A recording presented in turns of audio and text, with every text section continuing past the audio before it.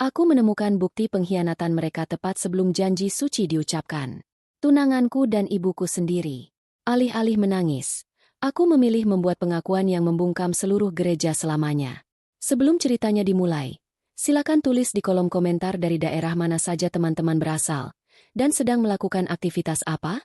Nyapu, ngepel, atau rebahan? Yuk, kita simak ceritanya. Matahari Surabaya siang itu bersinar tanpa ampun, membakar aspal jalanan kawasan elit Citraland hingga uap panas seolah menari-nari di udara. Namun, di dalam sebuah rumah mewah berarsitektur Mediterania yang megah, udara terasa sejuk berkat pendingin ruangan sentral yang menyala penuh. Di ruang tengah yang luas, yang dihiasi lampu gantung kristal seharga sebuah mobil keluarga, Safira berdiri mematung di atas podium kecil berlapis bludru. Gadis itu memandang pantulan dirinya di cermin besar berbingkai emas. Kebaya putih gading yang membalut tubuhnya tampak sempurna. Payet-payet halusnya berkilauan tertimpa cahaya lampu. Sebuah mahakarya dari desainer ternama Surabaya yang khusus disewa untuk hari besarnya. Namun, senyum di wajah Safira tampak tertahan, bukan karena ia tidak bahagia, melainkan karena ia takut merusak suasana hati ibunya yang sedang tegang. Bagian pinggangnya masih kurang pres. Mas Adi. Suara tajam Ibu Ratna memecah keheningan, membuat sang desainer yang sedang berlutut merapikan kain bawahan Safira sedikit tersentak. Ibu Ratna, wanita berusia 50-an yang masih tampak sangat bugar dan cantik berkat perawatan rutin di klinik kecantikan mahal, berjalan mengelilingi putrinya dengan mata menyipit. Ia memegang kipas tangan dari bulu angsa, meski ruangan itu sudah sangat dingin. Penampilannya selalu paripurna. Rambut disanggul modern, perhiasan berlian melingkar di leher, dan riasan wajah yang flawless. Bu Ratna, ini sudah sangat pas. Kalau dikecilkan lagi, Mbak Safira nanti susah bernapas saat pemberkatan. Sanggah Mas Adi, desainer itu, dengan nada sopan namun sedikit lelah. Saya tidak mau tahu, potong Ibu Ratna tegas. Ini akan menjadi pernikahan tahun ini. Semua teman sosialitas saya akan datang. Wartawan majalah gaya hidup juga akan meliput. Anak saya harus terlihat seperti boneka porselen yang sempurna, bukan seperti orang yang memakai karung goni. Kecilkan 1 sentimeter lagi. Safira hanya bisa menghela napas pelan.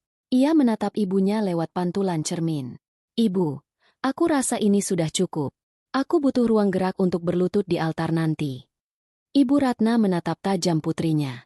Vira, ibu melakukan ini demi kebaikanmu. Kamu itu terlalu santai. Lihat Raka, dia itu pria terhormat.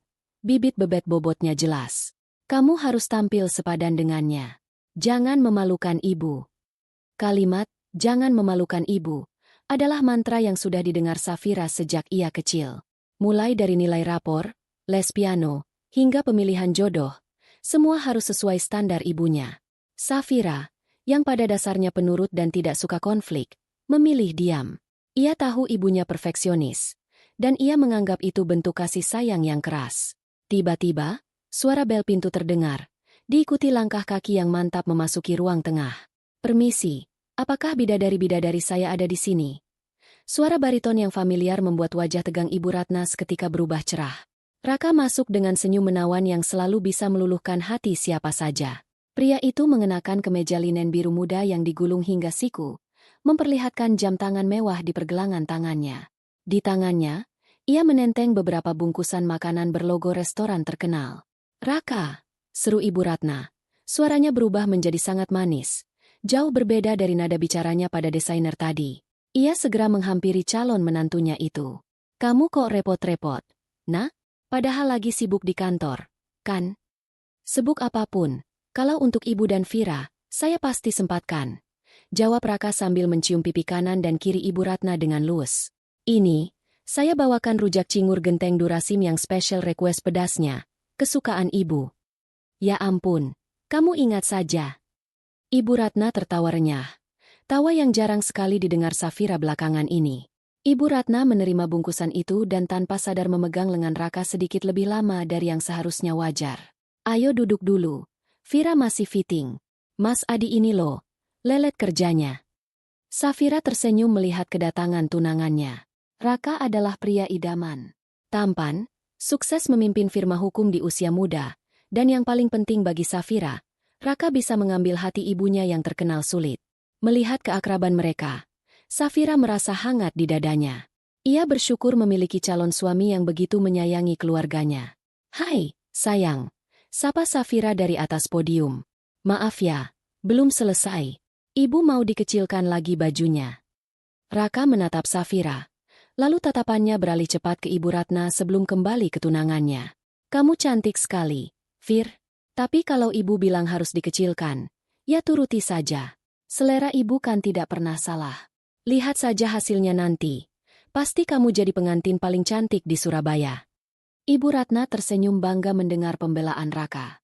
"Tuh kan, dengar apa kata calon suamimu. Mas Adi, kerjakan sekarang." Sementara desainer itu kembali sibuk dengan jarum pentulnya, Ibu Ratna membuka bungkusan rujak cingur di meja tamu. "Raka, sini temani ibu makan dulu. Vira biar selesaikan urusannya." "Siap, Bu." Raka duduk di sofa, tepat di sebelah Ibu Ratna. Jarak duduk mereka sangat rapat. Nyaris tidak ada sekat. Safira memperhatikan dari cermin. Mereka tampak asyik mengobrol sambil tertawa-tawa kecil. Sesekali, Ibu Ratna menyuapkan potongan buah atau cingur ke mulut Raka menggunakan garpunya sendiri. Raka menerimanya dengan senang hati, bahkan sempat membersihkan sudut bibir Ibu Ratna dengan tisu yang ia pegang. Gerakan itu begitu natural, begitu intim, layaknya pasangan yang sudah bertahun-tahun bersama. "Enak, Bu?" tanya Raka lembut. "Enak banget. Kamu memang paling tahu selera ibu," jawab Ibu Ratna dengan tatapan yang berbinar. Ada sedikit rasa aneh yang menyelinap di hati Safira. Rasa cemburu yang tidak masuk akal. "Itu ibumu sendiri, Vira," batinnya mengingatkan. Raka hanya berusaha menjadi menantu yang baik. "Jangan berpikir yang aneh-aneh." Di sudut ruangan lain, Pak Hendra, ayah Safira, baru saja turun dari lantai 2. Pria paruh baya itu tampak lelah. Baru pulang dari mengurus panti asuhan yayasan gereja. Ia melihat pemandangan di ruang tamu. Istrinya dan calon menantunya tertawa akrab. Sementara putrinya berdiri kaku seperti pajangan di tengah ruangan. "Sore semuanya," sapa Pak Hendra pelan. Tawa Ibu Ratna dan Raka terhenti sejenak. Papa sudah pulang," kata Ibu Ratna datar. Senyumnya sedikit memudar. "Itu ada sisa rujak kalau mau." "Halo, Om," sapa Raka sopan. Namun bahasa tubuhnya tidak seantusias saat bersama Ibu Ratna. Pak Hendra tersenyum tulus pada Safira. "Cantik sekali anak papa. Sudah, jangan terlalu ketat bajunya. Nanti sakit perut." "Mas Adi, hiraukan suami saya. Lakukan perintah saya," sela Ibu Ratna cepat. Pak Hendra hanya menghela napas panjang, enggan berdebat. Ia berjalan menuju dapur untuk mengambil minum sendiri, meninggalkan ruang tengah yang dipenuhi kilau lampu kristal namun terasa penuh dengan kepalsuan yang belum terungkap. Safira menatap punggung ayahnya yang terlihat semakin membungkuk, lalu menatap kembali ke arah sofa di mana Raka kini sedang membisikkan sesuatu yang membuat Ibu Ratna tersipu malu. "Keluarga yang sempurna," gumam Safira pelan pada dirinya sendiri, berusaha meyakinkan hatinya yang mulai gelisah. Pernikahan tinggal hitungan hari, dan ia merasa seharusnya ia menjadi wanita paling bahagia di dunia. Bukan wanita yang merasa terasing di rumahnya sendiri. Seminggu sebelum hari pernikahan, kesibukan semakin menjadi-jadi. Undangan sudah tersebar, catering sudah lunas, dan dekorasi gereja sudah dipastikan. Namun, di tengah hiruk-pikuk persiapan itu, Safira justru merasa semakin kesepian. Malam itu, ia duduk sendirian di sebuah kafe kekinian di Surabaya Pusat. Lampu-lampu jalan Tunjungan berpendar indah di luar jendela kaca. Tapi kopi latte di hadapan Safira sudah mulai dingin, sama seperti perasaannya. Ia melirik jam tangan. Sudah pukul 8 malam. Seharusnya, ia dan Raka bertemu untuk makan malam dan membahas rundown acara resepsi. Ponselnya bergetar. Sebuah pesan masuk dari Raka. "Sayang, maaf banget. Aku nggak bisa datang. Mendadak ada klien penting kasus sengketa tanah yang harus dibereskan malam ini juga. Berkasnya menumpuk. Kamu makan sendiri ya. Nanti uangnya aku transfer. Love you." Safira membaca pesan itu berulang kali. Ini adalah kali ketiga dalam minggu ini Raka membatalkan janji dengan alasan pekerjaan. Sebagai tunangan seorang pengacara sukses, Safira paham risiko pekerjaan Raka. Tapi, ini seminggu sebelum pernikahan mereka. Bukankah seharusnya Raka meluangkan waktu? Safira mengetik balasan singkat.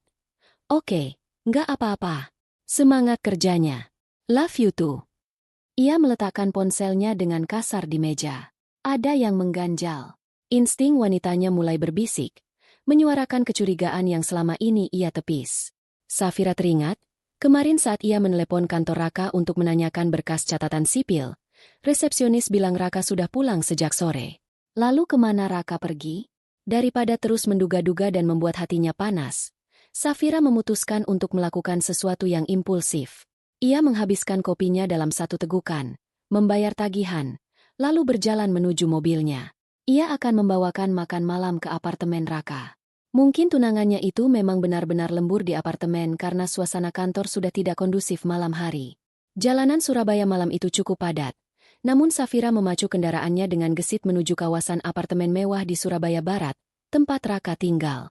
Ia mampir sebentar membeli nasi goreng kambing favorit Raka di pinggir jalan, berharap kejutan kecil ini bisa memperbaiki suasana hati mereka berdua. Sesampainya di lobi apartemen, resepsionis menyapanya ramah. Semua orang di sana sudah tahu Safira adalah calon istri Raka. Ia naik lift menuju lantai 25 dengan jantung berdebar. Ada perasaan cemas yang tidak bisa ia jelaskan. Ting! Pintu lift terbuka. Lorong apartemen itu sunyi dan dingin. Safira berjalan menuju unit nomor 2508. Ia menekan bel. Klik. 2 kali. Tidak ada jawaban. Padahal lampu dari celah bawah pintu terlihat menyala. Safira menekan bel lagi. Kali ini lebih lama. Raka? Ini aku. Safira. Aku bawakan makan malam. Hening sejenak. Lalu terdengar suara gerasak-gerusuk dari dalam. Seperti benda jatuh atau langkah kaki yang terburu-buru. Butuh waktu hampir 2 menit sampai akhirnya pintu terbuka sedikit. Hanya celah kecil, seolah dirantai dari dalam. Wajah Raka muncul di celah itu. Rambutnya berantakan, kancing kemejanya terbuka 2 kancing teratas, dan wajahnya tampak berkeringat meski AC apartemen pasti menyala dingin. Vira, kamu ngapain kesini? Tanya Raka. Nadanya terdengar kaget dan sedikit panik, bukan nada senang seperti yang Safira harapkan. Aku bawain nasi goreng. Kamu bilang lembur. Aku pikir kamu butuh asupan energi. Kok lama banget buka pintunya?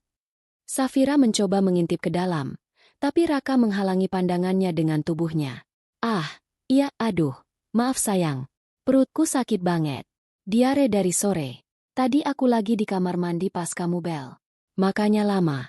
Raka memegang perutnya, memasang ekspresi kesakitan. Aku nggak mau kamu masuk dulu. Bau minyak angin dan ya gitulah. Lagi nggak enak banget suasananya. Safira mengerutkan kening. Sakit? Tadi bilangnya lembur urus klien. Iya, lembur sambil nahan sakit. Ini baru mau istirahat sebentar. Dalih Raka cepat. Kamu pulang aja ya? Aku beneran butuh tidur. Nasi gorengnya gantung aja di gagang pintu. Sikap Raka sangat defensif. Safira merasa tertolak.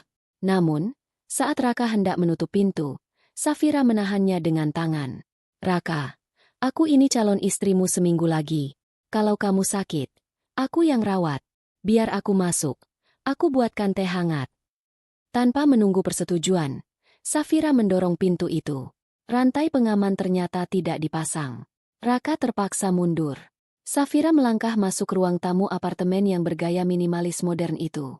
Ruangan itu remang-remang. Hanya diterangi lampu sudut. Di meja kaca ruang tamu, terdapat sebuah botol anggur merah yang sudah terbuka dan isinya tinggal setengah. Dan ada 2 gelas kaki, wine glass, di sana.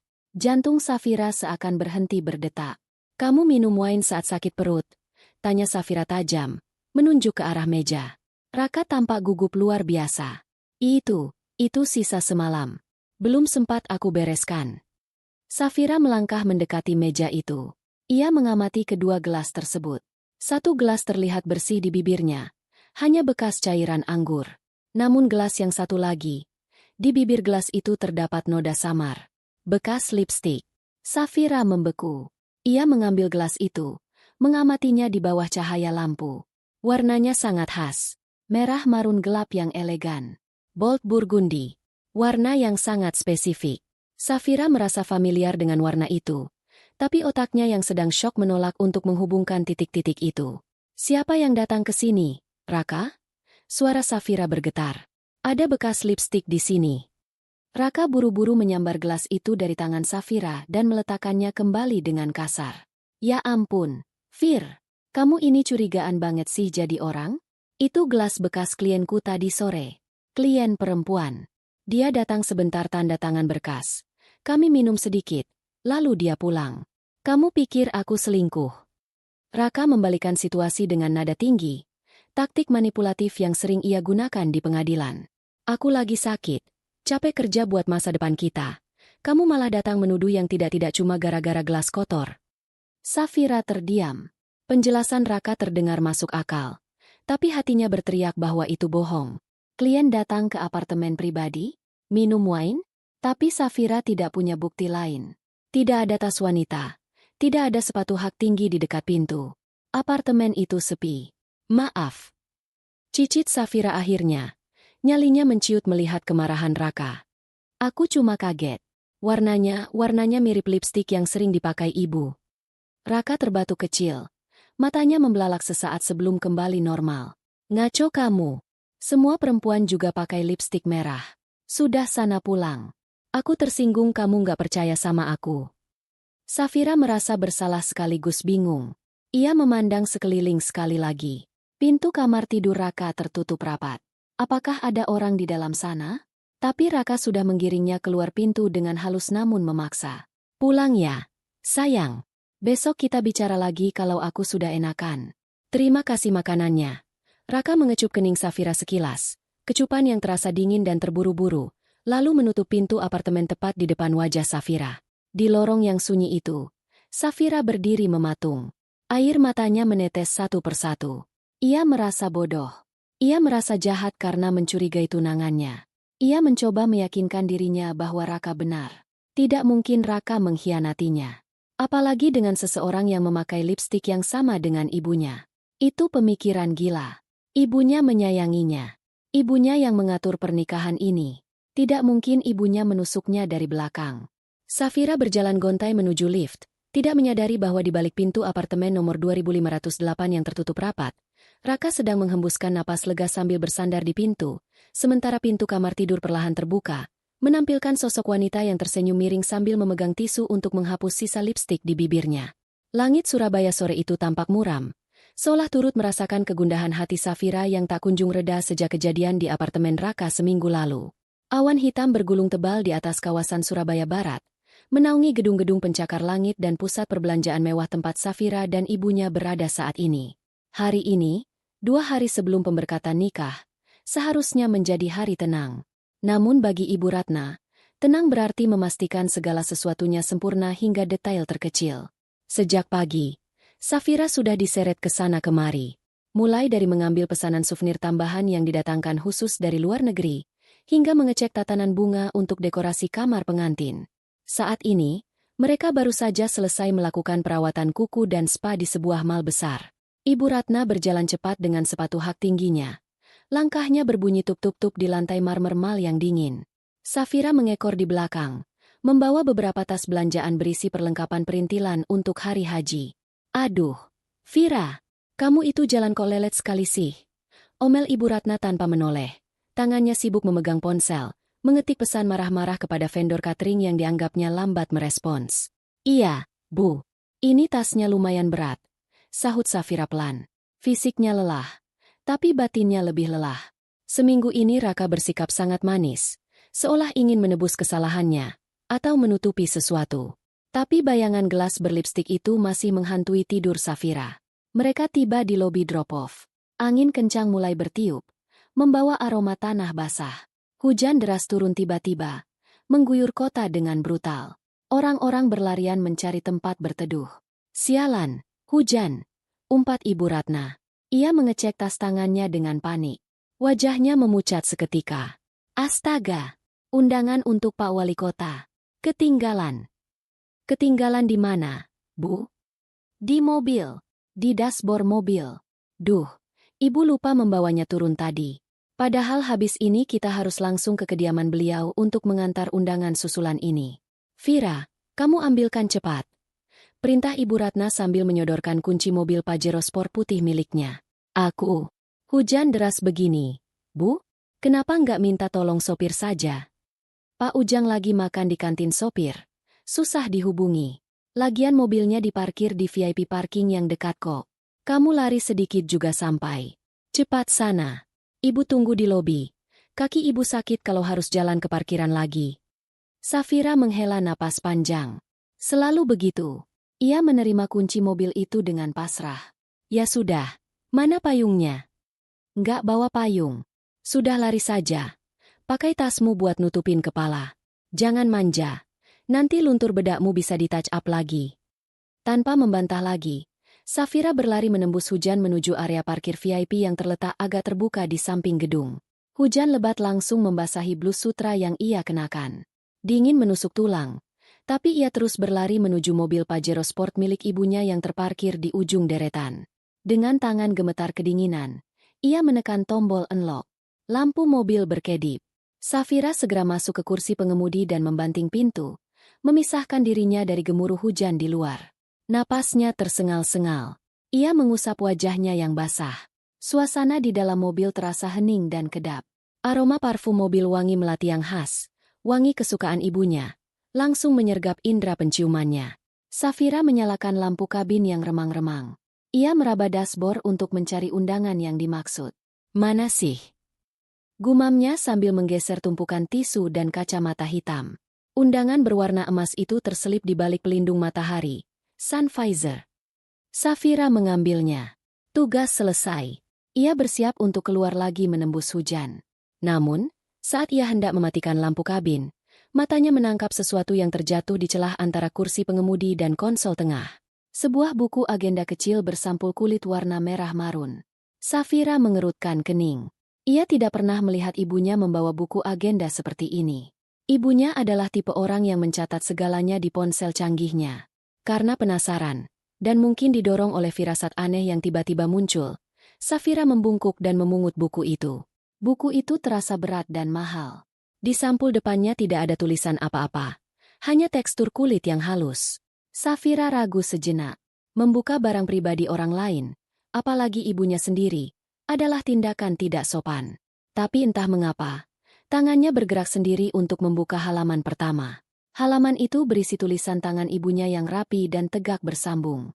5 Januari. Hari ini pertemuan pertamaku dengannya yang berbeda. Dia bukan lagi sekadar calon menantu yang kaku. Dia pendengar yang baik.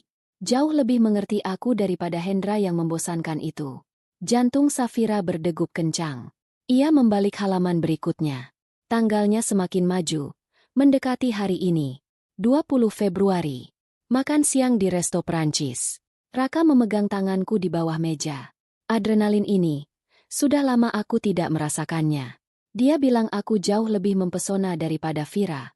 Katanya Vira terlalu polos, terlalu membosankan. Aku tertawa.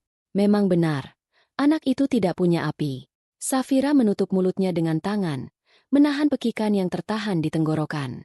Air mata mulai menggenang, bukan karena hujan, tapi karena rasa sakit yang menghantam dadanya seperti palu godam. Raka dan ibu? Tangan Safira gemetar hebat saat ia membalik halaman-halaman selanjutnya secara acak. Isinya semakin liar, semakin detail, dan semakin menjijikan. 15 Maret. Hendra sedang pelayanan gereja sampai sore. Raka datang ke rumah. Kami melakukannya di kamar tamu, di atas spray yang baru diganti Vira pagi harinya. Rasanya luar biasa mencuri waktu seperti ini.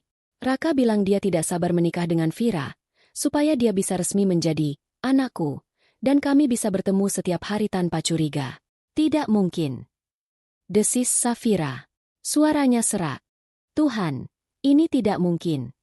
Ia membaca satu halaman lagi, halaman yang baru ditulis 3 hari yang lalu, tepat setelah kejadian di apartemen. 28 Maret. Hampir saja ketahuan. Vira datang ke apartemen Raka. Bodohnya Raka lupa membereskan gelas wine. Untung anak itu naif. Dia percaya saja alasan sakit perut. Setelah Vira pulang sambil menangis, Raka meneleponku. Kami tertawa berdua. Betapa mudahnya membodohi gadis yang terlalu percaya pada keluarga bahagia. Tenang saja sayangku. 2 hari lagi kamu akan menikahi anakku, dan hartanya akan menjadi jalan bagi kita untuk bersenang-senang. Buku itu terlepas dari tangan Safira, jatuh kembali ke pangkuannya. Dunia seakan runtuh di sekelilingnya. Hujan di luar semakin deras, memukul-mukul atap mobil dengan suara bising yang memekakan telinga. Namun Safira merasa sunyi senyap. Ia merasa mual. Perutnya bergejolak hebat. Bayangan ibunya yang menyuapi Raka, senyum Raka yang menawan, tatapan mereka yang saling bertemu. Semua potongan puzzle itu kini tersusun sempurna membentuk gambar yang mengerikan. Ibunya, wanita yang melahirkannya, yang selalu menuntut kesempurnaan darinya, ternyata adalah monster yang tidur dengan calon suaminya sendiri.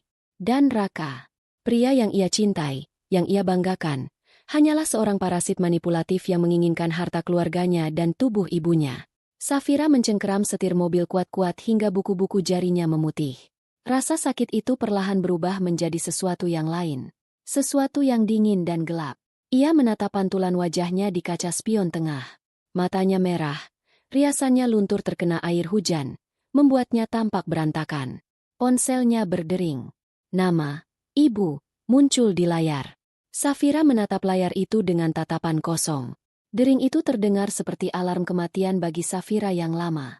Safira yang penurut, yang polos, yang selalu takut mengecewakan ibunya, telah mati di dalam mobil Pajero itu, terkubur bersamaan dengan terbukanya lembaran buku harian terkutuk tersebut. Ia tidak mengangkat telepon itu. Ia membiarkannya mati. Safira mengambil buku harian itu dan memasukkannya ke dalam tasnya, menjaganya seolah itu adalah bom waktu yang siap ia ledakan. Ia menarik napas panjang, mencoba menghentikan getaran di tangannya. Ia harus keluar dari mobil ini.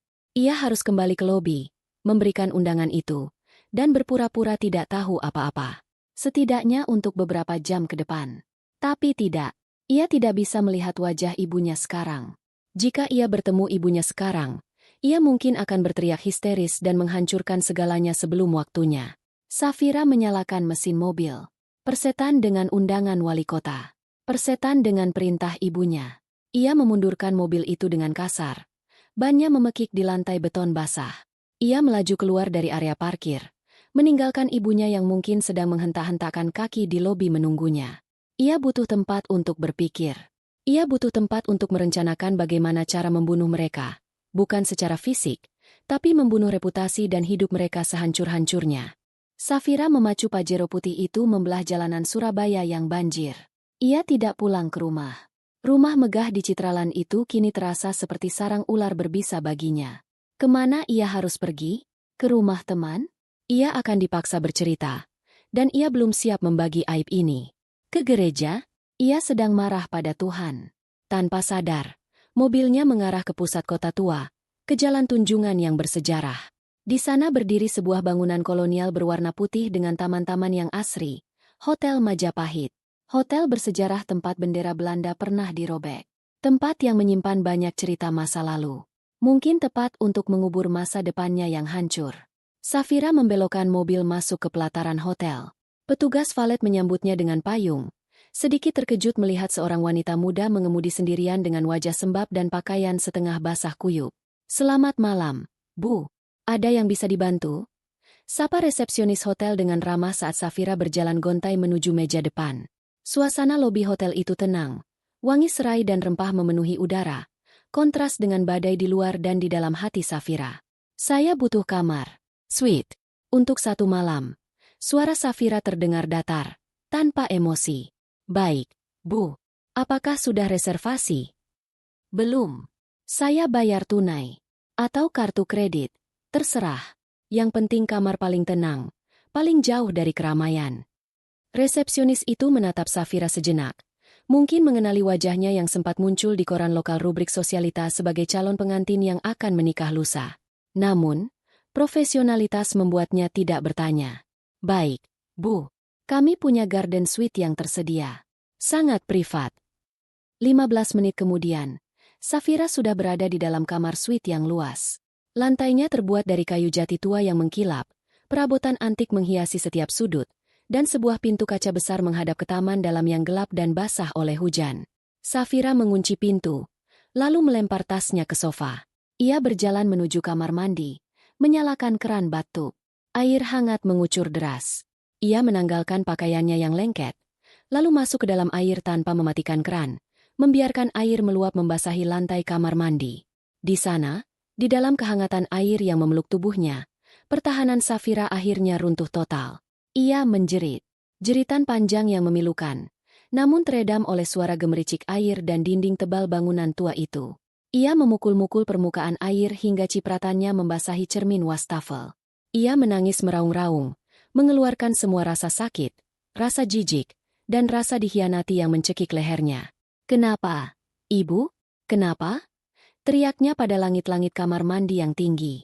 "Apa salahku? Aku selalu jadi anak baik. Aku selalu turuti maumu. Kenapa Raka? Kenapa harus dia?" Bayangan masa kecilnya berputar di kepala. Ibunya yang selalu membandingkannya dengan anak orang lain.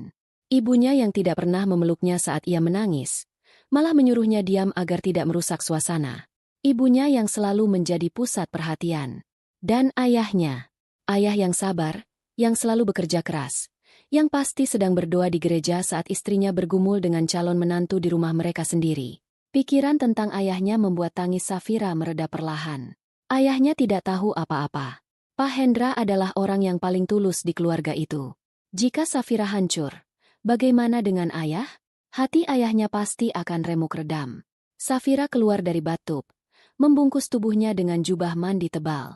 Ia merasa dingin, tapi bukan karena suhu udara. Hatinya yang membeku. Ia berjalan kembali ke ruang tamu suite, mengambil tasnya, dan mengeluarkan buku harian itu lagi. Ia duduk di sofa, menyalakan lampu baca, dan mulai membaca dari awal sampai akhir. Kali ini tanpa air mata. Ia membaca dengan teliti, seperti seorang pengacara yang sedang mempelajari bukti kasus. Ia menandai tanggal-tanggal penting, lokasi-lokasi pertemuan, dan detail-detail menjijikan yang bisa menjadi senjata. Semakin banyak ia membaca, semakin hilang rasa sedihnya, digantikan oleh rasa jijik dan dendam yang membara. Mereka pikir Safira bodoh. Mereka pikir Safira lemah. Mereka merencanakan pernikahan ini sebagai panggung sandiwara, di mana Safira menjadi boneka pajangan sementara mereka bermain api di belakang layar. "Baiklah," gumam Safira pada kesunyian malam. "Kalian mau sandiwara? Aku akan berikan sandiwara terbaik yang tidak akan pernah kalian lupakan." Ponsel Safira yang sejak tadi ia mode heningkan, kini ia ambil. Ada 50 panggilan tak terjawab. 30 dari Ibu Ratna, 15 dari Raka, dan 5 dari ayahnya. Ia mengabaikan semuanya. Ia membuka daftar kontak dan mencari satu nama. Benny, videografer pernikahannya. Benny adalah teman lama Safira semasa kuliah, orang yang jujur dan idealis. Safira menekan tombol panggil. "Halo? Safira?" Suara Benny terdengar kaget di ujung sana. "Astaga, Vira, kamu di mana? Ibumu meneleponku marah-marah. Nanya apa kamu lari sama aku. Katanya kamu hilang." "Ben, dengarkan aku baik-baik," potong Safira. Suaranya tenang, dingin, dan penuh otoritas. Sangat berbeda dari Safira yang Benny kenal. "Iya? Ada apa? Vir? Kamu baik-baik saja? Aku butuh bantuanmu. Ini soal pernikahan lusa." "Kenapa? Batal?" "Kalau batal, sayang banget DP-nya, Vir. Tapi tidak batal," selah Safira cepat. "Acaranya tetap jalan. Tapi skenarionya berubah. Aku mau kamu melakukan sesuatu untukku.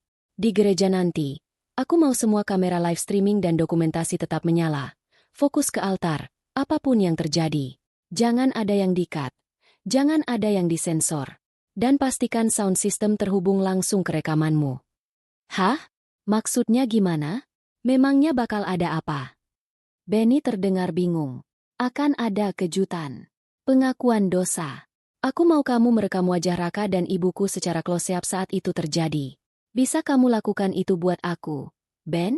Sebagai teman." Hening sejenak. Benny mungkin merasakan ketegangan dalam suara Safira. "Vir, kamu kedengarannya menakutkan. Tapi oke, aku temanmu.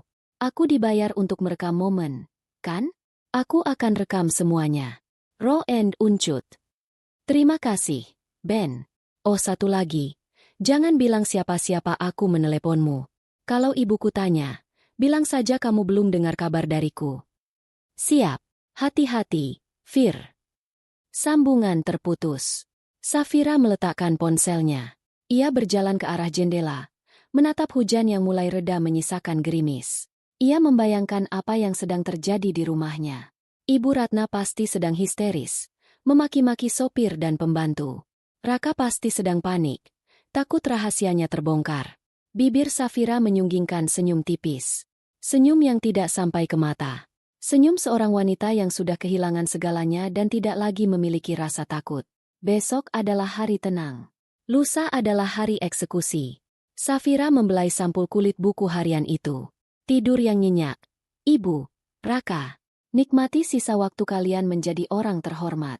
Karena lusa, kalian akan berharap tanah menelan kalian bulat-bulat.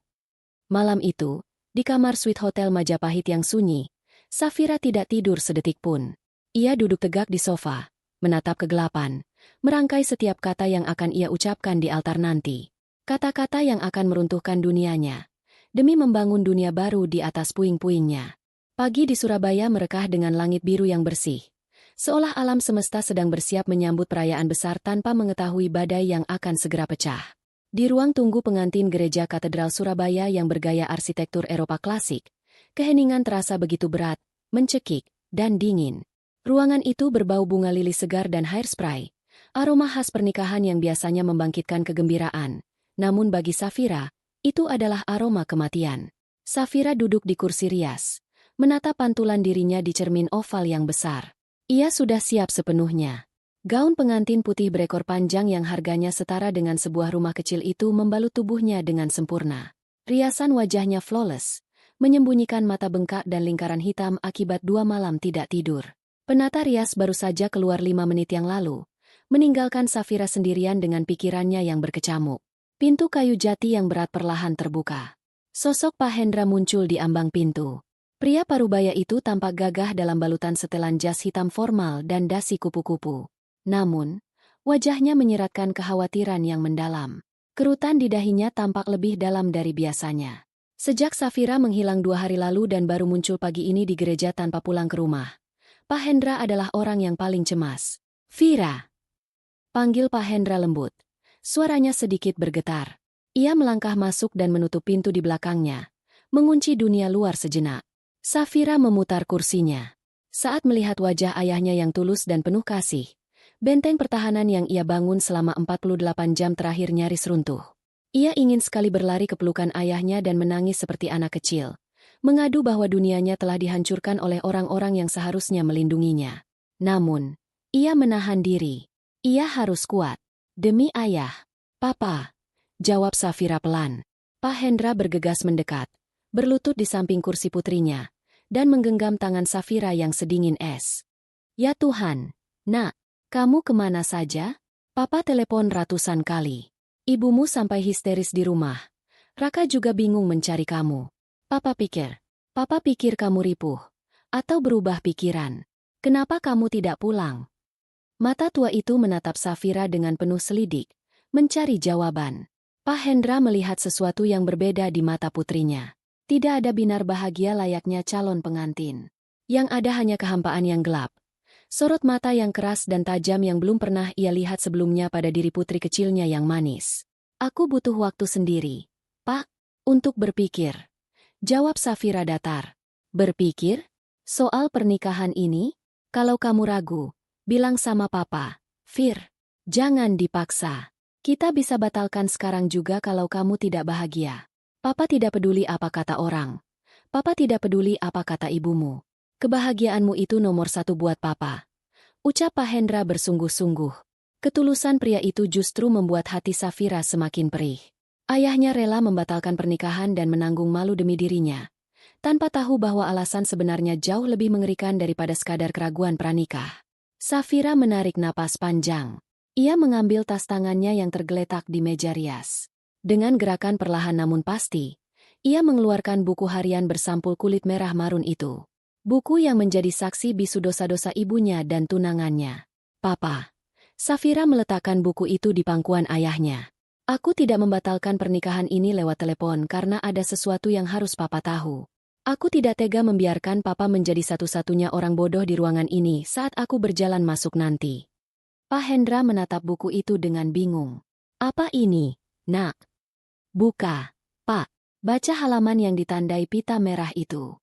"Itu tulisan tangan ibu." Pak Hendra mengerutkan kening. Ia mengenali buku agenda itu. Itu adalah jenis buku yang sering dibawa istrinya, Ratna, untuk mencatat jadwal arisan atau belanja.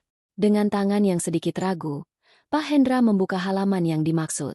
Ruangan itu hening, hanya terdengar suara detak jam dinding yang berbunyi tik-tok, menghitung mundur waktu menuju kehancuran. Safira mengamati wajah ayahnya lekat-lekat. Awalnya, wajah Pak Hendra tampak bingung. Matanya menyusuri baris demi baris tulisan tangan istrinya yang rapi. Namun, perlahan-lahan, ekspresi itu berubah. Warna darah seolah terkuras habis dari wajahnya, membuatnya pucat pasi seperti mayat. Mulutnya sedikit terbuka, napasnya tertahan. Matanya membelalak tak percaya, membaca ulang kalimat-kalimat vulgar yang merinci pertemuan rahasia antara istri yang dicintainya dengan calon menantunya sendiri. Tangan Pak Hendra mulai gemetar. Gemetar itu semakin hebat hingga buku itu berguncang di tangannya. Ini tidak mungkin. Bisik Pak Hendra serak. Suaranya terdengar seperti orang yang tercekik. Ibumu dan Raka? Saat papa pelayanan? Di rumah kita. Ia membalik halaman lain, mencari penyangkalan, berharap ini hanya novel fiksi yang iseng ditulis istrinya. Tapi setiap halaman menyajikan fakta yang semakin menyakitkan. Detail tentang anggur favorit mereka, tentang bagaimana mereka menertawakan kenaifan Safira, tentang bagaimana mereka merencanakan menguasai aset perusahaan Pak Hendra setelah pernikahan terjadi. Air mata menetes dari sudut mata Pak Hendra, jatuh membasahi kertas buku harian itu. Pria yang dikenal tegar, yang selalu menjadi tiang keluarga, kini hancur lebur dalam hitungan detik. Bahunya berguncang hebat. Ia menutup wajahnya dengan satu tangan, sementara tangan lainnya meremas buku itu kuat-kuat seolah ingin menghancurkannya menjadi debu. Papa! Safira turun dari kursinya, berlutut di hadapan ayahnya, memeluk lutut pria itu. Kenapa mereka tega? Fir? Kenapa? Isak Pak Hendra. Suaranya pecah menjadi raungan kecil yang tertahan. Papa kerja keras buat mereka. Papa berikan segalanya buat ibumu. Kak, Papa sudah anggap dia anak sendiri. Binatang. Mereka binatang. Kemarahan mulai mengambil alih kesedihan. Wajah Pak Hendra memerah padam. Urat-urat di lehernya menonjol. Ia hendak berdiri, mungkin berniat keluar dan menghajar Raka saat itu juga, atau mencekik istrinya di hadapan tamu undangan. Pak! Tunggu. Safira menahan tubuh ayahnya sekuat tenaga. Jangan sekarang. Jangan di sini. Lepaskan Papa. Fira. Papa mau bunuh bajingan itu. Papa mau usir perempuan itu. Teriak Pak Hendra kalap. Pak, dengarkan Fira. Safira mencengkeram bahu ayahnya, menatap lurus ke dalam mata yang penuh amarah itu. Kalau Papa ngamuk sekarang di ruang tunggu, mereka akan menyangkal. Mereka akan bilang Papa salah paham, atau buku itu palsu. Mereka licik. Pak, Ibu bisa memutarbalikkan fakta, bilang Papa gila atau stres. Pak Hendra terdiam, napasnya memburu. Akal sehatnya perlahan kembali meski hatinya masih membara. Ia menatap putrinya, melihat ketenangan yang menakutkan di wajah Safira. Lalu kita harus apa? Membiarkan pernikahan ini terjadi? Membiarkan kamu menikah sama iblis itu? Safira menggeleng pelan. Senyum dingin tersungging di bibirnya. Tidak, Pak. Aku tidak akan menikahinya. Tapi aku juga tidak akan membiarkan mereka lolos begitu saja. Aku mau mereka hancur. Sehancur-hancurnya. Di depan semua orang yang mereka banggakan. Di depan komunitas sosialita ibu. Di depan kolega hukum Raka. Safira mengambil kembali buku harian itu dari tangan ayahnya. Membersihkan debu imajiner dari sampulnya. Kita akan masuk ke sana, Pak. Ujar Safira dengan nada rendah yang penuh determinasi. Kita akan berjalan menuju altar seperti rencana awal. Papa akan mengantarku pada Raka. Biarkan mereka berpikir mereka menang. Biarkan mereka tersenyum 5 menit lagi. Lalu, tepat di depan Tuhan dan jemaat, aku akan telanjangi dosa mereka. Pak Hendra menatap putrinya dengan pandangan baru. Ia tidak lagi melihat gadis kecil yang manja. Ia melihat seorang wanita dewasa yang terluka namun memilih menjadi prajurit. Rasa sakit di dada Pak Hendra perlahan bertransformasi menjadi kekuatan pelindung. Ia menghapus air matanya dengan kasar menggunakan sapu tangan. Ia berdiri, lalu membantu Safira berdiri. Ia merapikan jasnya, mengencangkan dasinya, dan menarik napas panjang untuk menenangkan detak jantungnya yang liar. Baik, kata Pak Hendra tegas. Suaranya kini berat dan berwibawa. Ia menangkup wajah Safira dengan kedua tangannya yang besar dan hangat. Maafkan Papa. Nak, Maafkan papa tidak bisa melindungimu dari pengkhianatan di rumah kita sendiri. Tapi hari ini, papa akan berdiri di sampingmu. Kita masuk ke sana. Kita selesaikan ini dengan kepala tegak. Pintu diketuk dari luar. Suara wedding organizer terdengar. Mbak Safira, Pak Hendra, 5 menit lagi prosesi masuk. Mohon bersiap di pintu utama. Pak Hendra mengangguk pada Safira. Ia mengulurkan lengannya. Ayo, nak. Mari kita berikan pertunjukan terakhir untuk ibumu. Safira menyelipkan buku harian itu di balik buket bunga tangan mawar putih yang rimbun. Ia mengaitkan lengannya ke lengan ayahnya. Mereka berdiri berdampingan, dua orang yang paling tersakiti di dunia itu, namun kini menjadi sekutu paling berbahaya. Dengan langkah mantap, mereka berjalan keluar dari ruang tunggu, meninggalkan air mata di belakang, melangkah menuju arena pertempuran yang menyamar sebagai tempat ibadah. Suasana di dalam gereja katedral Surabaya begitu megah dan sakral. Sinar matahari pagi menembus kaca patri berwarna-warni di dinding gereja yang tinggi, menciptakan bias cahaya pelangi yang jatuh menimpa lantai marmer dan deretan bangku kayu jati. Ratusan bunga lili putih dan mawar impor menghiasi sepanjang lorong, aisle, menebarkan aroma wangi yang memabukkan. 200 tamu undangan dari kalangan elit Surabaya telah memenuhi bangku-bangku.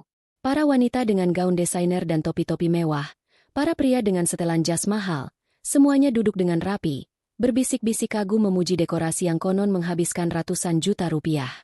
Di barisan paling depan sebelah kiri, duduk keluarga inti. Ibu Ratna duduk di sana, mengenakan kebaya abu-abu perak yang gemerlap, senada dengan tema pernikahan yang elegan. Ia tampak sesenggukan kecil, menyeka ujung matanya dengan tisu, berakting sebagai ibu yang terharu melepas putrinya. Padahal di balik tisu itu, matanya sibuk memindai sekeliling, memastikan fotografer mengambil angle terbaik dirinya, dan memastikan bahwa sosialitas saingannya melihat betapa megahnya acara yang ia gelar. Dalam hatinya, ia tersenyum puas. Rencananya berjalan mulus. Setelah hari ini, status sosialnya akan semakin tak tergoyahkan, dan hubungannya dengan Raka akan semakin aman di bawah kedok, menantu dan mertua. Di altar, Raka berdiri dengan gagah. Ia mengenakan tuxedo hitam slim fit yang membuatnya terlihat seperti bintang film. Ia menebar senyum menawan ke arah tamu undangan, sesekali mengangguk hormat pada kolega bisnisnya. Namun, di balik senyum itu, ada rasa tidak sabar. Ia ingin ini segera selesai. Ia ingin segera menandatangani akta nikah, memastikan akses ke deposito Safira, dan kemudian merayakannya dengan ibu mertua, tercinta nanti malam saat Safira kelelahan tidur. Pintu utama gereja yang raksasa perlahan terbuka. Cahaya terang dari luar menyeruak masuk, menciptakan siluet dramatis. Suara dengung percakapan tamu seketika senyap. Musik Canon Inde mulai mengalun dari denting piano dan gesekan biola. Nadanya lembut namun menyayat hati. Di ambang pintu, Safira dan Pak Hendra berdiri. "Siap?" bisik Pak Hendra, mengeratkan apitan tangannya di lengan Safira.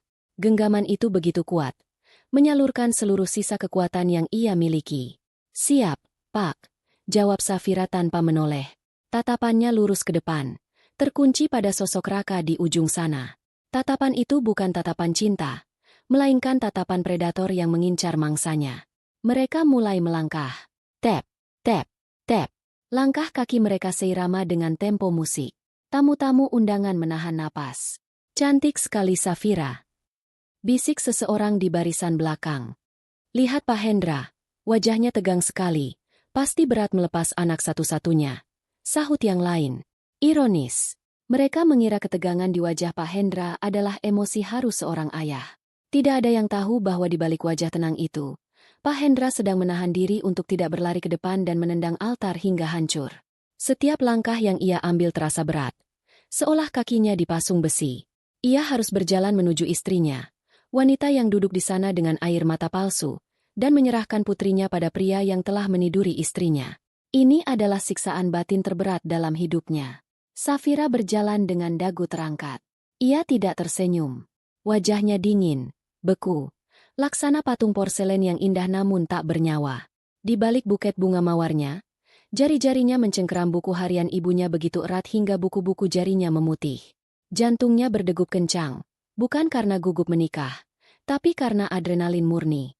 Ia melihat wajah-wajah tamu di kiri kanannya. Orang-orang munafik yang hanya peduli pada penampilan. Hari ini, Ia akan memberi mereka tontonan yang jauh lebih menarik daripada sekadar gaun cantik.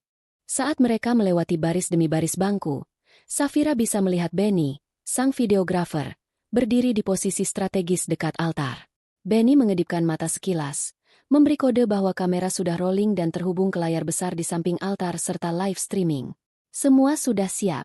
Perangkap telah dipasang. Mereka mendekati baris depan. Ibu Ratna berdiri. Wajahnya basah oleh air mata buatan. Ia menatap Safira dengan tatapan bangga yang dibuat-buat. Lalu beralih menatap Pak Hendra. Senyum Ibu Ratna sedikit goyah saat melihat tatapan suaminya. Tatapan Pak Hendra kosong, gelap, dan mematikan. Ibu Ratna merasakan sedikit keganjilan, namun ia menepisnya. Ah, mungkin Hendra cuma terlalu sedih, pikirnya enteng. Pak Hendra dan Safira sampai di ujung lorong, di kaki altar. Musik berhenti perlahan. Raka melangkah turun satu anak tangga untuk menyambut pengantinnya. Wajahnya berseri-seri, penuh kemenangan. Ia mengulurkan tangannya pada Pak Hendra, meminta tangan Safira. "Terima kasih, Pak," ucap Raka dengan suara berbisik yang sok akrab, seolah ia adalah anak yang berbakti. Pak Hendra menatap tangan Raka yang terulur. Tangan yang sama yang telah menyentuh istrinya. Ada jeda beberapa detik yang terasa sangat lama dan canggung. Tamu-tamu mulai saling pandang. Kenapa Pak Hendra diam saja? Dengan napas berat, Pak Hendra akhirnya melepaskan tangan Safira dan meletakkannya di atas telapak tangan Raka. Bukan karena ia merestui, tapi karena skenario harus berjalan. Saat kulit mereka bersentuhan, Pak Hendra merasa jijik luar biasa, seolah ia baru saja menyentuh bangkai tikus. Ia menatap mata Raka tajam, setajam silet, seolah berkata, "Nikmati detik-detik terakhirmu." Raka yang tidak peka, hanya tersenyum lebar dan menggenggam tangan Safira. "Kamu cantik banget, sayang," bisik Raka sambil membawa Safira naik ke altar. Safira tidak menjawab. Tangannya di genggaman Raka terasa dingin seperti es batu, kaku dan tak bernyawa. Raka merasakan dingin itu, tapi ia mengabaikannya, mengira itu hanya karena gugup dan suhu AC gereja yang rendah. Mereka berdua berdiri menghadap pendeta. Di belakang mereka, ratusan pasang mata menatap punggung mereka. Di samping kiri, paduan suara mulai bersiap menyanyikan lagu pujian pembuka. Di samping kanan, layar besar menampilkan wajah close-up kedua mempelai. Wajah Raka tanpa percaya diri, sementara wajah Safira datar tanpa ekspresi. Matanya menatap kosong ke salib besar di hadapannya. Safira bisa mendengar detak jantungnya sendiri di telinganya, berdentum seperti genderang perang. Ia melirik sedikit ke arah buket bunganya, memastikan ujung buku harian kulit merah itu mudah dijangkau. Pendeta, seorang pria tua yang bijaksana, membuka tangannya lebar-lebar. "Saudara-saudari yang terkasih, kita berkumpul di sini di hadapan Tuhan untuk menyatukan dua anak manusia ini dalam ikatan suci pernikahan." Suara pendeta menggema, memantul di dinding-dinding tinggi katedral. Kata-kata tentang kesetiaan, kejujuran, dan cinta kasih meluncur dari mulut pendeta. Terdengar begitu ironis di telinga Safira hingga ia ingin tertawa keras. Kesetiaan? Kejujuran? Dua hal yang justru dibunuh secara brutal oleh dua orang terdekatnya di ruangan ini. Ibu Ratna di bangku depan tersenyum-senyum sambil membetulkan letak selendangnya. Sesekali melirik ke arah Raka dengan tatapan penuh arti yang tersembunyi. Raka berdiri tegak, membusungkan dada, merasa seolah dunia ada di dalam genggamannya. Ia membayangkan warisan Pak Hendra, mobil-mobil mewah yang akan ia kendarai, dan sensasi affair terlarang yang akan terus berlanjut dengan ibu mertuanya yang panas. Safira menarik napas dalam-dalam, mengisi paru-parunya dengan keberanian. Ia tahu, momen itu sudah dekat, badai akan segera datang, dan ia adalah sang pembawa badai. Sebelum kita masuk ke dalam pengucapan janji nikah, suara pendeta kembali terdengar berat. Sesuai tata cara gereja, saya harus bertanya kepada jemaat dan kedua mempelai. Adakah yang keberatan atau mengetahui alasan yang sah mengapa pria dan wanita ini tidak boleh dipersatukan dalam pernikahan suci? Biasanya, ini hanyalah formalitas. Tidak ada yang pernah menjawab pertanyaan ini. Suasana gereja sunyi senyap. Hanya suara AC yang mendesis pelan. Semua orang menunggu pendeta melanjutkan kalimatnya. Raka tersenyum tipis, merasa aman. Ibu Ratna sudah bersiap membuka buku tata ibadah untuk lagu selanjutnya. 1 detik, 2 detik, 3 detik. Tepat saat pendeta hendak membuka mulutnya lagi, Safira melepaskan tangannya dari genggaman Raka dengan sentakan kasar. Gerakan itu begitu tiba-tiba hingga Raka terlonjak kaget. "Fir?" bisiknya bingung. Safira tidak mempedulikannya. Ia melangkah maju satu langkah mendekati pendeta. Lalu dengan tenang namun tegas, ia mengambil mikrofon yang terpasang di stand depan altar. Suara dengung feedback mikrofon memecah keheningan, membuat seluruh tamu tersentak kaget. "Saya," ucap Safira. Suaranya bergema jernih, keras, dan dingin ke seluruh penjuru katedral lewat sound system yang sempurna. Raka membelalak. Ibu Ratna ternganga di bangkunya. Pak Hendra menundukkan kepala, memejamkan mata, berdoa memohon kekuatan untuk putrinya. Safira berbalik badan, menghadap ke arah ratusan tamu undangan, memunggungi altar. Wajahnya kini terpampang jelas di layar besar, memperlihatkan tatapan matanya yang nyalang dan penuh luka. Ia mengangkat buket bunganya, lalu perlahan menarik keluar buku harian kulit merah itu. "Saya memiliki keberatan," lanjut Safira. Matanya menatap lurus ke arah ibunya di barisan depan. "Karena mempelai pria tidur dengan ibu kandung saya sendiri." Kalimat itu meluncur seperti petir di siang bolong, menyambar dan membakar hangus seluruh kepalsuan yang ada di ruangan itu. Keheningan pecah. Sebuah badai kehancuran baru saja dimulai di depan altar Tuhan. Kalimat itu menggantung di udara, berat dan menyesakan, seolah menyedot seluruh oksigen di dalam katedral megah itu. "Karena mempelai pria tidur dengan ibu kandung saya sendiri." Detik-detik pertama setelah pengakuan itu adalah keheningan mutlak. Otak para tamu undangan seakan mengalami kemacetan total, mencoba memproses informasi yang baru saja mendarat di telinga mereka. Apakah ini bagian dari pertunjukan teater? Apakah ini lelucon buruk? Namun, melihat wajah pucat pasi Raka dan ekspresi beku Ibu Ratna, semua orang sadar, ini bukan sandiwara. Apa maksudmu, Fir? Kamu bercanda, kan?" Suara Raka memecah keheningan. Ia tertawa kecil, tawa yang terdengar sumbang dan panik. Ia mencoba maju untuk meraih tangan Safira. "Sayang, kamu pasti stres. Ayo kita duduk dulu." "Jangan sentuh aku," bentak Safira. Suaranya menggelegar lewat pengeras suara, membuat Raka tersentak mundur seolah tersengat listrik. Safira tidak lagi menatap Raka. Ia menatap ke kamera video yang dipegang Benny di sudut altar, memastikan wajahnya, dan buku harian yang ia pegang, terpampang jelas di layar raksasa di samping kanan altar. Wajah Ibu Ratna di barisan depan kini tersorot kamera, menampilkan kepanikan murni yang tidak bisa ditutupi bedak tebal. "Kalian pikir saya gila?" tanya Safira lantang, matanya menyapu seluruh ruangan. "Kalian pikir saya mengada-ada?" Ia membuka halaman yang sudah ditandai dengan pita merah. Tangan kirinya memegang mikrofon erat-erat, sementara tangan kanannya mengangkat buku itu tinggi-tinggi.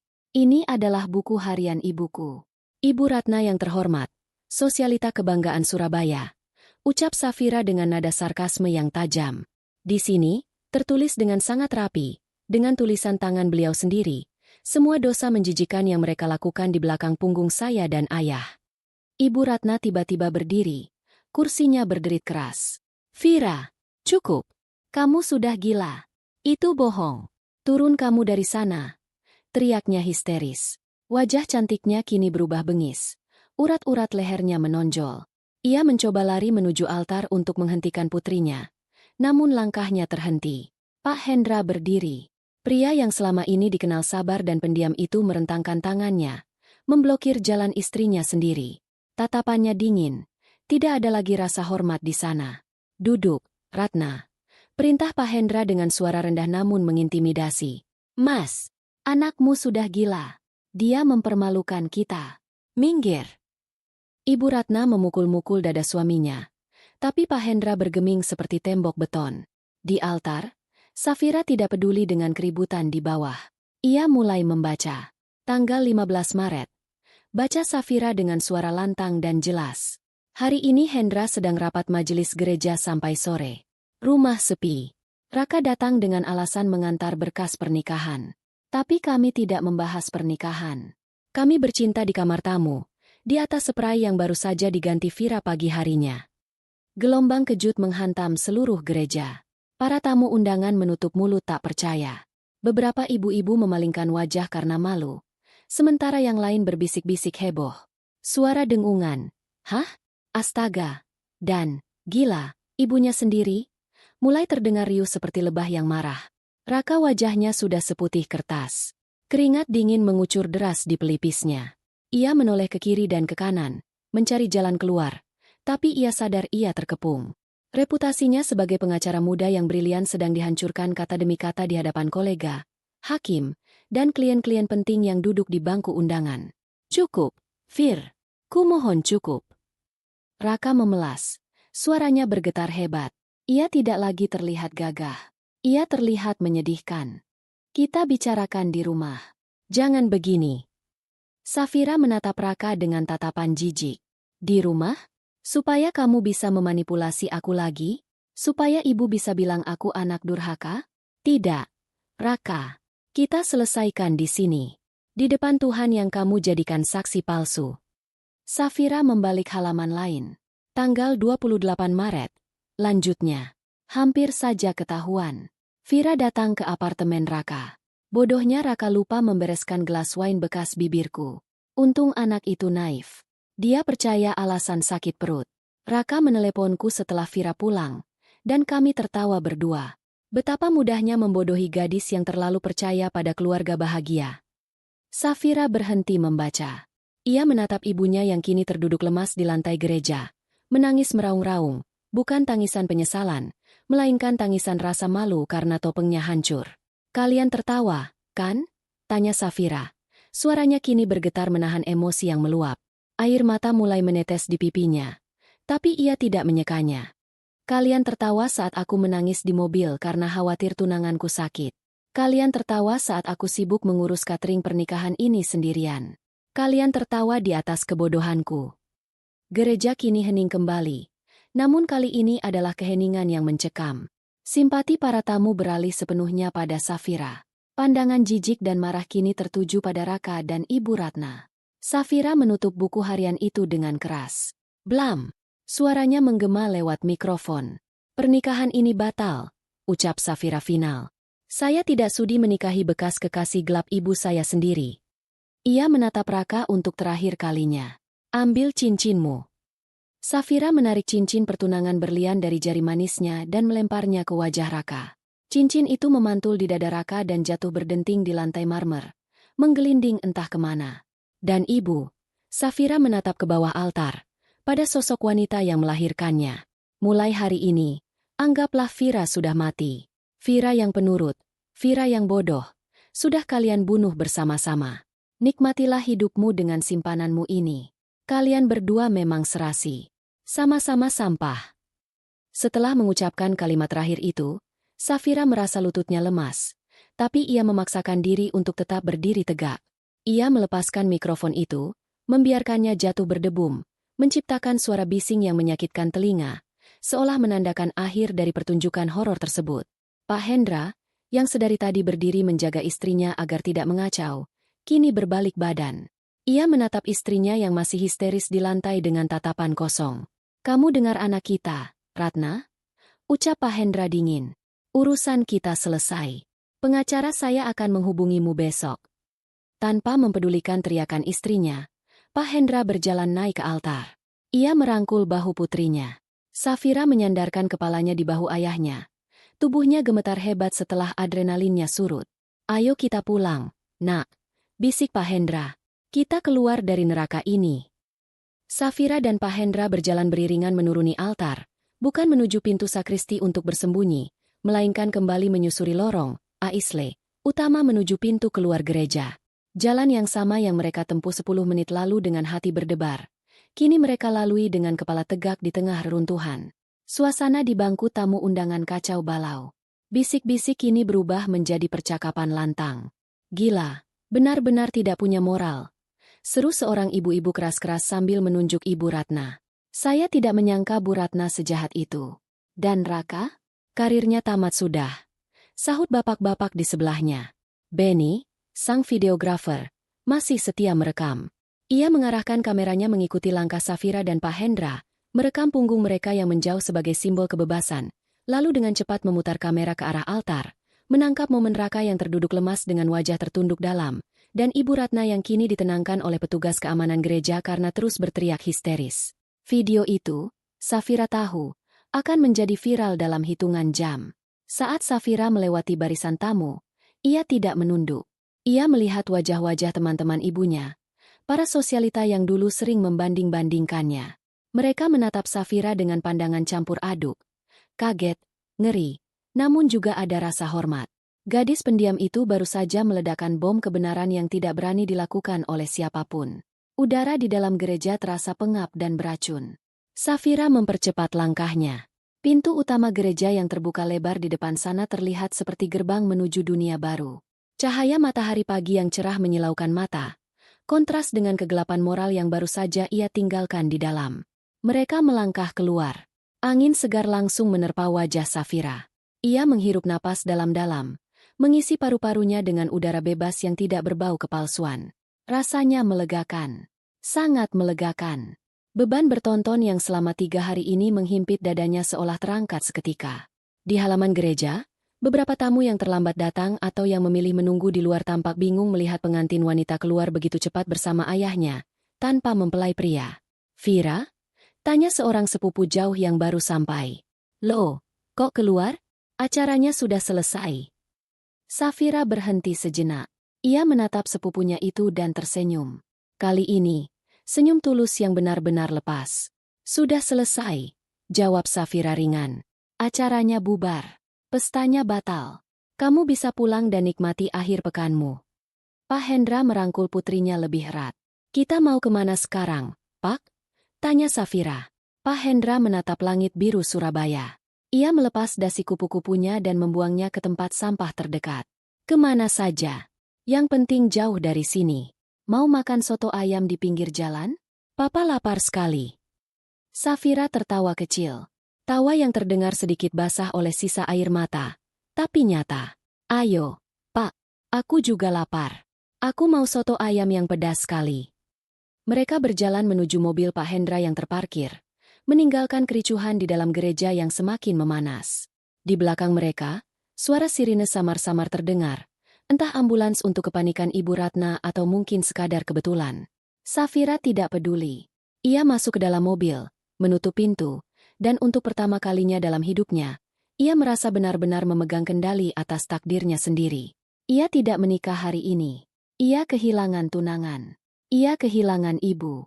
Tapi anehnya, ia merasa lebih utuh daripada sebelumnya. Epilog. 1 tahun kemudian. Matahari terbenam di ufuk barat pantai Seminyak, Bali, melukis langit dengan semburat warna oranye, ungu, dan merah muda yang dramatis. Deburan ombak yang tenang menjadi musik latar bagi Safira yang sedang duduk santai di Beanbag, sebuah beach club miliknya sendiri. Setahun telah berlalu sejak tragedi katedral, begitu orang-orang Surabaya menyebutnya. Video rekaman hari itu meledak di media sosial, ditonton jutaan kali, menjadi topik perbincangan nasional selama berminggu-minggu. Namun bagi Safira, itu hanyalah masa lalu yang sudah ia kubur dalam-dalam. Ia menyeruput air kelapa muda dingin, matanya menatap cakrawala. Ponselnya bergetar. Sebuah pesan masuk dari ayahnya. "Vira, kiriman kemeja batiknya sudah sampai. Anak-anak panti asuhan senang sekali. Mereka titip salam buat kakak Vira yang cantik. Kapan pulang nengok papa?" Safira tersenyum hangat. Pak Hendra telah menepati janjinya. Seminggu setelah kejadian itu, ia mengajukan gugatan cerai pada Ibu Ratna. Prosesnya cepat karena bukti perselingkuhan, buku harian itu, sangat kuat dan tak terbantahkan di pengadilan. Kini, Pak Hendra hidup sederhana namun bahagia di sebuah rumah kecil dekat panti asuhan yang ia kelola. Ia pensiun dari dunia bisnis yang penuh sikut-sikutan dan menghabiskan masa tuanya melayani orang-orang yang membutuhkan. Wajahnya di foto profil WhatsApp terlihat jauh lebih muda dan bercahaya dibanding setahun lalu. Bagaimana dengan mereka? Kabar burung, dan kadang berita yang tak sengaja lewat di lini masa, memberitahu Safira nasib kedua antagonis dalam hidupnya. Raka hancur total. Firma hukum tempatnya bekerja langsung memecatnya sehari setelah video itu viral demi menyelamatkan citra perusahaan. Lisensi pengacaranya ditangguhkan karena pelanggaran etika berat. Tak ada satupun firma hukum di Surabaya, bahkan di Jawa Timur, yang mau mempekerjakan pengacara yang meniduri calon ibu mertuanya. Terakhir yang Safira dengar, Raka pindah ke kota kecil di luar pulau, bekerja serabutan, dan ditinggalkan oleh teman-teman sosialitanya yang dulu memujanya. Ibu Ratna, nasibnya lebih menyedihkan. Ia kehilangan segalanya. Suami, anak, status sosial, dan teman-teman arisannya. Komunitas sosialitas Surabaya yang sangat mementingkan citra langsung mengucilkannya. Tidak ada lagi undangan pesta. Tidak ada lagi sesi teh sore. Ia tinggal sendirian di sebuah apartemen kecil sewaan, karena rumah mewah di Citraland dijual dan hasilnya dibagi dua dalam gonogini. Harta bagiannya habis dengan cepat untuk gaya hidup yang tak bisa ia rem dan biaya pengacara yang gagal memenangkan tuntutannya. Kabarnya, ia sering terlihat berbicara sendiri di mal, masih mengenakan pakaian bermerek yang sudah ketinggalan zaman, mencoba mempertahankan sisa-sisa kejayaan semu yang sudah runtuh. Safira menghela napas lega. Ia tidak merasa kasihan, pun tidak lagi merasa dendam. Mereka menuai apa yang mereka tabur. Alam semesta bekerja dengan caranya sendiri. Seorang pramusaji datang membawa nampan berisi camilan.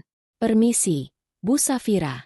Ini ada komplimentari dari tamu di meja ujung sana," kata pramusaji itu sambil menunjuk seorang pria bule yang tersenyum ramah ke arah Safira. Safira menoleh, tersenyum sopan, lalu menggeleng pelan. "Bilang terima kasih, tapi saya bisa beli sendiri," jawabnya pada pramusaji itu. Ia tidak sedang mencari cinta. Belum. Hatinya masih dalam masa penyembuhan, dan ia menikmati setiap detiknya. Ia menikmati kebebasan bangun tidur tanpa harus memikirkan apakah penampilannya cukup sempurna untuk ibunya atau pasangannya.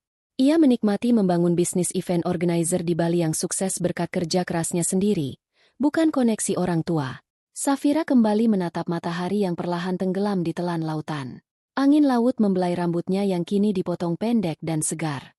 "Aku memilih diriku sendiri," bisiknya pada angin. Dan itu adalah keputusan terbaik yang pernah ia buat seumur hidupnya. Di bawah langit Bali yang luas, Safira menutup matanya. Bersyukur ia tidak jadi mengucap janji suci pada pria yang salah. Bersyukur Tuhan mematahkan hatinya untuk menyelamatkan masa depannya. Cerita tentang luka di altar katedral telah berakhir. Kini, lembaran baru hidupnya tertulis di atas pasir putih yang bersih. Siap disapu ombak dan ditulis ulang dengan kisah yang jauh lebih bahagia.